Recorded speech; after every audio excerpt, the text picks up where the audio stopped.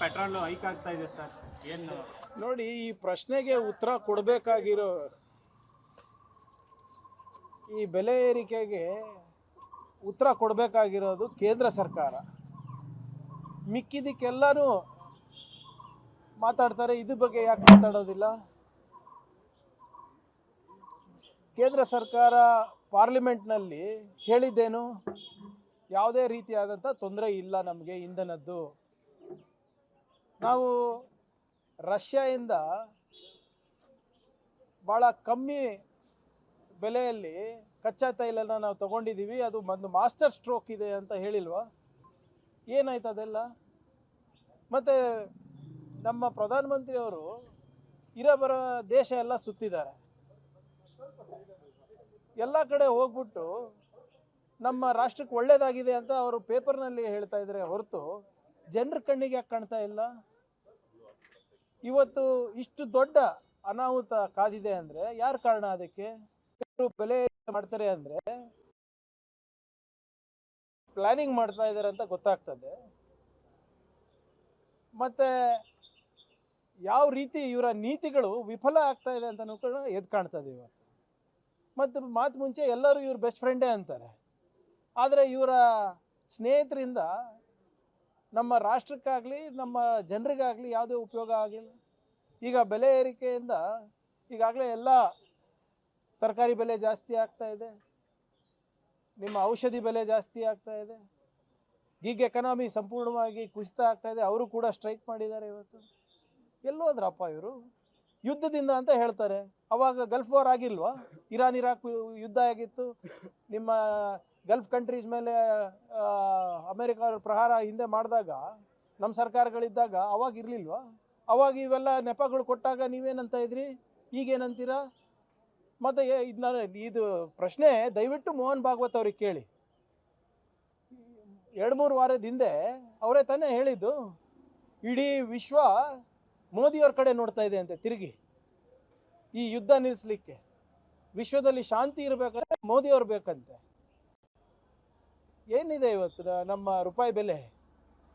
ಕೇಳಿ ಮೋಹನ್ ಭಾಗವತ್ ಅವ್ರು ಎಲ್ಲೋಗಿದ್ದಾರೆ ಇವತ್ತು? ಎಲ್ಲೋಗಿದ್ದಾರೆ ಎಲ್ಲ ಈ ದೇಶ ಪ್ರೇಮಿಗಳು, RSSನವರು? ಮಾತು ಮುಂಚೆ ಎಲ್ಲದಕ್ಕೂ ಹೇಳ್ತಾರಲ್ಲ, ಪಾಕಿಸ್ತಾನ ಜೊತೆ ಚರ್ಚೆ ಮಾಡಬೇಕು, ಅಮೇರಿಕಾ ಜೊತೆ ಸಂಬಂಧ ಬೆಳೆಸ್ಬೇಕು, ಚೈನಾ ಜೊತೆ ಚೆನ್ನಾಗಿರಬೇಕು. ಏನು ನಿಮ್ಮದು ಉಪದೇಶ ಯಾರಿಗೋಸ್ಕರ ರೀ? ಎಲ್ಲಿದೆ ಅದರ ಲಾಭ ಜನರಿಗೆ? ಸೊ ಈ ಪ್ರಶ್ನೆಗಳು ಏನು ನೀವು ವಿರೋಧ ಪಕ್ಷದವ್ರಿಗೆ ಕೇಳ್ತಾ ಇದ್ದೀರಾ, ದಯವಿಟ್ಟು ಆಡಳಿತ ಪಕ್ಷದವ್ರಿಗೆ ಕೇಳಿ. ಮೋದಿಯವ್ರ ಬಗ್ಗೆ, RSS ಅವ್ರ ಬಗ್ಗೆ ಏನೇ ಒಂದು ಟೀಕೆ ಮಾಡಿದ್ರು ಕೂಡ ಮೈ ಮೇಲೆ ಬೀಳ್ತಾ ಇದ್ದಾರಲ್ಲ, ಕ್ಯಾಬಿನೆಟ್ದವರು, ಯೂನಿಯನ್ ಕ್ಯಾಬಿನೆಟ್ದವರು, ಇಲ್ಲಿ ವಿರೋಧ ಪಕ್ಷದವರು. ಅವ್ರು ಯಾಕೆ ಸುಮ್ಮನಿದ್ದಾರೆ?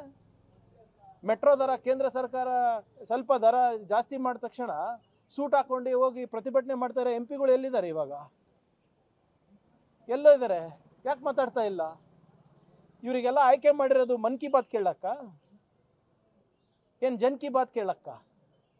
ಇದ್ರ ಉತ್ತರ ಅವರೇ ಕೊಡಬೇಕು.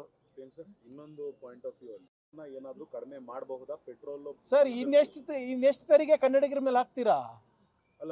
Sir, please understand, GST highest ಪಾವತಿ ಮಾಡ್ತಾ ಇರೋದು ಕರ್ನಾಟಕ ಕನ್ನಡಿಗರು. Highest we are one of the most prosperous economic engines of the country.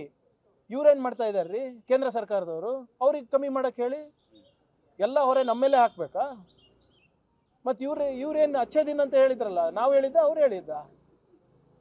And ಯಾಕೆ ಮೋದಿಯವ್ರ ಜವಾಬ್ದಾರಿ ಯಾವಾಗ ತಗೋತಾರೆ? ಎಲ್ಲ ಜವಾಬ್ದಾರಿನೂ ನಾಗರಿಕರ ಮೇಲೆ ಮತ್ತು ರಾಜ್ಯದ ಮೇಲೆ ಹಾಕ್ತಾ ಇದ್ರೆ ಇವ್ರು ಯಾವಾಗ ತಗೋತಾರೆ ಜವಾಬ್ದಾರಿ? ಇವ್ರೇನು ಬರೀ ಉಪದೇಶ ನೀಡಕ್ಕಿದಾರ ಕೆಂಪಕೋಟೆ ಮೇಲಿಂದ?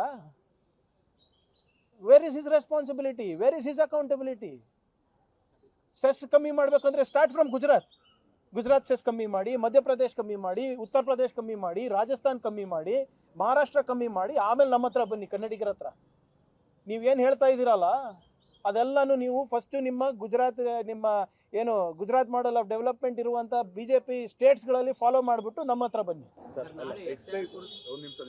ಸರ್, ಎಕ್ಸೈಸ್ ಡ್ಯೂಟಿ ಈಗ ಸದ್ಯಕ್ಕೆ 11.9, ನಮ್ದು ಕರ್ನಾಟಕ ಸ್ಟೇಟ್ ಟ್ಯಾಕ್ಸ್ 23.53 ಇದೆ. ಸರ್, ಪ್ರಶ್ನೆ ಇರೋದು ಎಕ್ಸೈಸ್ ಹೇಳಿ. ಕಡಿಮೆ ಮಾಡಿದ್ರೆ ಇಲ್ಲ, ಆಯ್ತು, ಎಕ್ಸೈಸ್ ಇರೋದ ಇವಾಗ? ಎಕ್ಸೈಸಿಗೆ ಮತ್ತು ಕಚ್ಚಾ ತೈಲ ಬೆಲೆಗೆ ಏನು ಸಂಬಂಧ?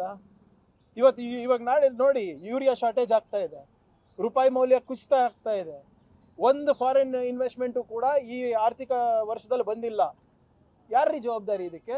ವಿಶ್ವಗುರು ಅಂತ ಎಲ್ಲ ಹೇಳ್ಕೊಂಡು ಓಡಾಡ್ತಿರಲ್ಲ, ಎಲ್ಲಿದೆ ನಿಮ್ಮದು ಬಂಡವಾಳ? ಇಲ್ಲ ಅಂದರೆ ಉದ್ಯೋಗ ಇಲ್ಲ. ಅದಕ್ಕೆ ತಾನೇ ಇವತ್ತು ಒಂದೇ ಒಂದು ಕಾಮೆಂಟಿಂದ ಇವತ್ತು ಯಾವ ಕಾಕ್ರೋಚ್ ಜನತಾ ಪಾರ್ಟಿ ಅಂತ ಬಂದಿರೋದು. ಅಷ್ಟು ಏನು ಸೋಷಿಯಲ್ ಅನ್ರೆಸ್ಟ್ ಇದೆ ಸಮಾಜದಲ್ಲಿ, ಯುವಕರಲ್ಲಿ. ಅದರ ಬಗ್ಗೆ ಚರ್ಚೆ ಮಾಡಲಿ ಬಿ ಜೆ ಪಿಯವರು. ಅದು ಇದು ಬಿಟ್ಟು ಬ್ಯಾನ್ ಮಾಡೋದು, ಹಿಂಗೆ ಸುತ್ತಿ ಬಳಸಿ ನೀವು ಸೆಸ್ ಕಮ್ಮಿ ಮಾಡೋದು ಅಂತ ಹೇಳೋದು.